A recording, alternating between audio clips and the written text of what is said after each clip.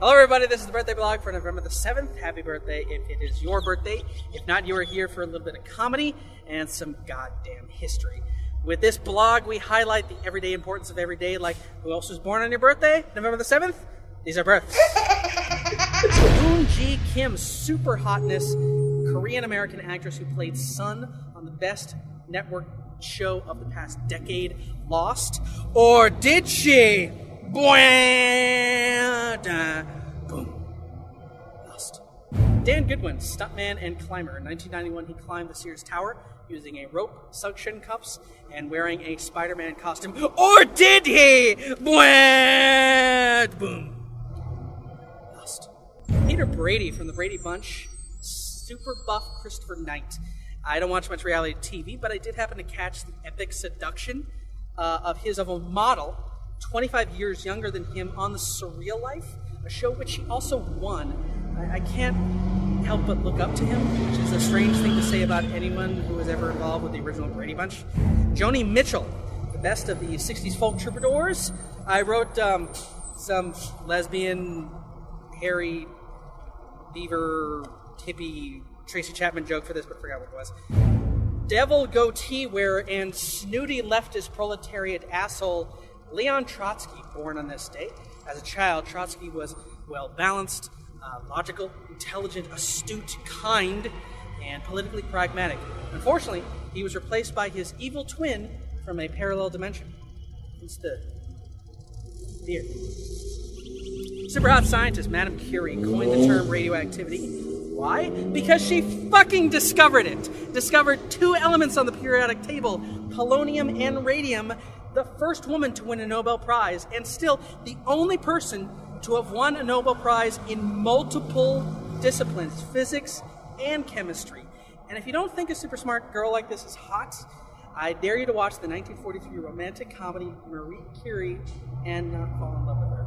Rounding out the list, two famous generals, commander of the SS, Heinrich Himmler. Given his high rank and status, he would obviously be an example of the perfect Aryan and look nothing like a Jewish... That's seemingly contradictory.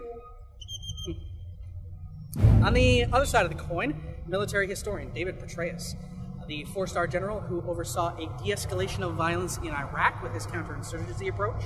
He was the head of the Central Command until his retirement in order to head up the CIA very recently. I really like this guy. And speaking of people I really like, Billy Graham. Yes, proselytizing is probably the most insipid thing a person can do, but unlike a lot of other televangelists, I have never gotten the sense that he's a... what's another word for televangelists? Soul-soliciting pig fucker?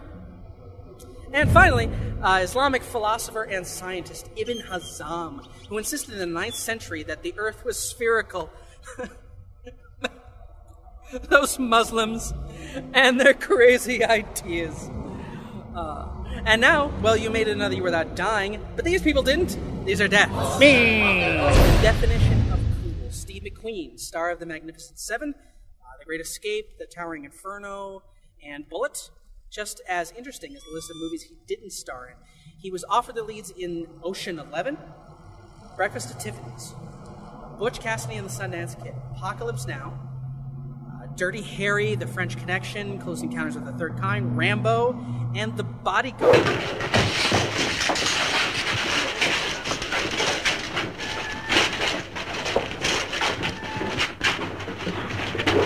It's so cool. Eleanor Roosevelt helped the UN General Assembly draft the Universal Declaration of Human Rights. Click the link, blue link there, and you will see just a tiny portion of why Eleanor Roosevelt was not just some first lady, but a true American hero. And Tolstoy, an incredibly depressing author to the rest of the world, and a hilarious comedian in Russia. That country lives on depression. Well, let's tally up the achievements for today. A lot of awesome women in this episode. Very nice November the 7th. And now, here to tell you a little bit about the history of November the 7th is my brother with his segment, Rule of Three. What's up, idiots? Now it's time to see if you puny little brains can figure out from these three events which one is actually true. This is the rule of threes. Number 1, 1492. The Essenheim meteorite, the oldest meteorite with a known date of impact, strikes the Earth around noon in a wheat field outside the village of Essenheim in Lorraine, France. Number 2, 1929. In New York City, the Museum of Modern Art opens to the public. And number 3, 1996, NASA launches the Mercury Global Surveyor. Well, now it's time to see if your tiny minds can figure this one out. In the meantime, here's a video someone did of a double helix made out of neocubes. That is one of the most amazing things I've ever seen in my life. But for now, the answer. The first one is wrong because Eisenheim is in Alsace, not Lorraine. Study up on your provincial history of the Holy Roman Empire. You're so dumb. And the third one is also wrong because it was Mars Global Surveyor, not the Mercury Global Surveyor. Those planets are complete opposite direction when it comes to coterminous orbit, idiot. So if you picked either one of those options, you couldn't be more wrong.